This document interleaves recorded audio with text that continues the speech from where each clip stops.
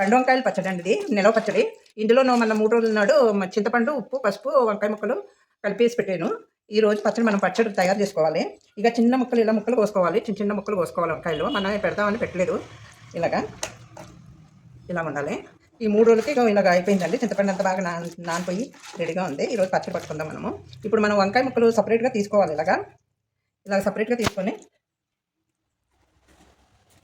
పండు వంకాయలనండి మొత్తం అన్నీ ఏరేసి దాంట్లో వేసుకున్నాము. ఇందులో చింతపండు ఉంది. మనం ఈ చింతపండు మిక్సీ చేసుకొని మనం పచ్చడి వేసుకోవాలి అండి. ఫస్ట్ మనం తాలింపు పెట్టుకుందాము. ఈలోగా చల్లారుతుంది. మనం మిక్సీ కొట్టుకునేటప్పుడు చల్లారిపోతుంది కాబట్టి ముందు తాలింపు పెట్టుకుందాం. ఆయిల్ వేసాను, వేరుశనగ నూనె వేసాను. ఇప్పుడు నేను కొలతలు లేదండి, అందాజ మీద చేస్తున్నాను. ఇంకోసారి వీడియోలో అన్ని కొలతల మీద చెప్తాను నేను. కొంచెము ఇది ఆవాలు వేసుకుందాము, జీలకర్ర, ఎండుమిరపకాయలు, కరివేపాకు వేసుకుందాము. కొంచెం ఇంగు వేసుకుందాము. అంతే అండి, ఇది చల్లారిపోతే ఈలోగా మనం చింతపండు మిక్సీ పట్టుకుందాము. ఇందులో తాలింపులోను ఎల్లుల్లిపాయలు కూడా వేసాము. కచ్చపచ్చ మామూలుగా ముక్కలు చితక కొట్టేసి వేయాలి. ఇప్పుడు ఇందులో చింతపండు మనం మిక్సీ పట్టుకున్నాం కదండి, మిక్సీ పట్టుకున్నది ఇందులో వేసుకోవాలి.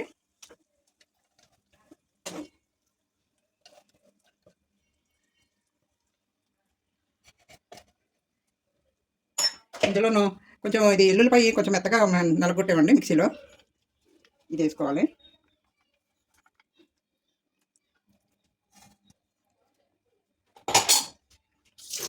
ఇప్పుడు ఇందులో చింతపండు కొంచెం ఇలాగా ఆయిల్లోనే కలిసేలాగా చేసుకుందాము. ఇప్పుడు ఇందులో కొంచెం పసుపు, కారం,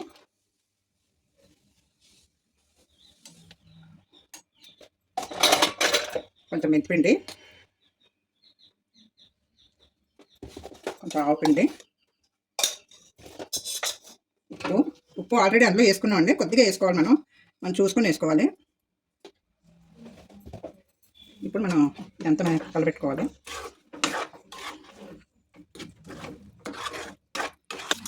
ఇది తాలింపు చింతపండు అన్నీ వేసి కలబెట్టాము. ఇందులో ఇప్పుడు ఇవి వేసుకోవాలి. వంకాయ ముక్కలు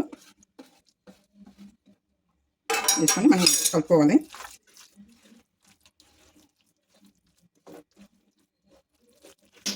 ఇక అన్నీ కలుపుకున్నామండి. ఇలాగా వేడివేడి అన్నంలోకి దేంట్లోకైనా చాలా బాగుంటుంది కలుపుకొని తినడానికి. పండు వంకాయ పచ్చడి పూర్వం చేసేవారు, మా అత్తగారు గట్రా చేసేవారు. అది నేను ఛానల్కి ఇప్పుడు నేను చేశాను.